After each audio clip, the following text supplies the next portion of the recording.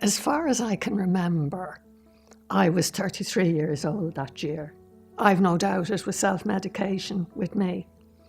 I had very little tolerance for alcohol, so I'd be crying in a corner, very easily. I didn't have my first drink until my second year in college. I went to UCD, where I met my husband, and we got married the year we graduated, I think, or the year after, maybe. It's so long ago now. My husband died when he was young of a heart attack. He was a very decent man. It did put my life off on a completely different track because I had to earn my income. Like before that, I was a stay-at-home mum. I have no doubt at all that I drank for the effect. I didn't like the taste of alcohol. I couldn't operate. Now, I could operate mentally. I've always been very good like that. I can always use my head in most circumstances, apart from if I actually had drink on me. But it just had paralysed my life. I didn't like it. I didn't want to be that way. A couple of years before I came to the Rutland in 1981, I had joined AA, and I had been slipping and sliding around AA. And funnily enough, at that time, I had been doing voluntary work in Stanhope Street as a therapist. It has an amusing twist because alcoholics are often drawn to the areas of therapy, some sort of unconscious wish to do something about it. So I think I was with Stanhope Street working as a therapist when I was at the very end of my worst. And I had bought a little house, thanks to Dublin Corporation, in the inner city, loans and grants. And I remember being in bed in the Liberties, like absolutely miserable, absolutely like despairing, like absolutely like didn't know what to do with anything. But I had been in AA all the time, and I was getting very frustrated because I hadn't stayed sober. I used to get awful panic attacks. I used to have to walk from the Liberties over to Cable Street. And to get across that bridge, like I don't know whether it was some sort of agoraphobia or panic attacks or whatever, but I mean the amount of courage it used to take to get myself. My memory of that time is that a couple of men from AA came and visited me, and one of them, who worked in my father's office, he suggested the Rutland Centre to me, and I probably cried and moaned, and I don't know what I did, but I went.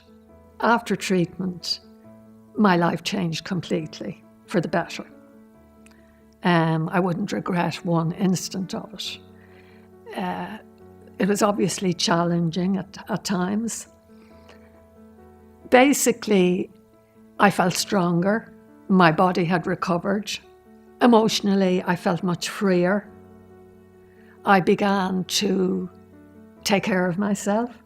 I just began to enjoy the obvious simple things. Like I always liked reading. I could walk around without fear of collapse.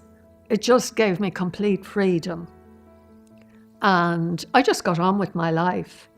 My father was a lovely man and, always waved the flag in my favour whenever he could.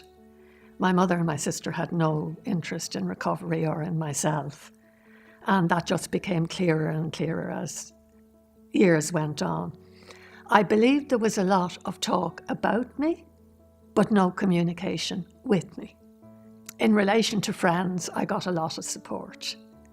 And obviously when you go to AA, that's one of the big benefits of AA in the beginning, because there's any amount of people that you can feel you aren't being judged by and that have something in common with you.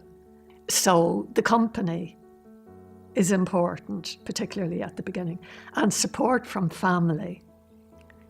If it's possible for a family to be forgiving enough at that time to realise that the person is making an effort and does want to make amends and is genuinely remorseful for some of the distress that they may have caused people, or certainly have caused people.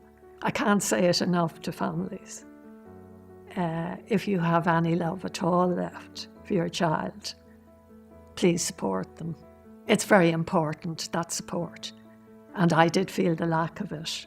But on the other hand, it taught me a lot of independence. The words that describe recovery best for me are courage, bravery, endurance, discipline, determination, leading to a certain amount of joy, pleasure, awareness, development of consciousness, and a love of life. A lot of people will have judgments on you, but just say to yourself, I'm me. I'll do this for myself, and take any option you can to free yourself from alcohol or drugs or anything else, because reality isn't too bad at all, and it's very enjoyable at times. Without recovery, without the help of the Rutland Centre initially, and without the help of a lot of people in AA for some years, I wouldn't have survived. I wouldn't be alive. I've no doubt about that. So I'm very grateful.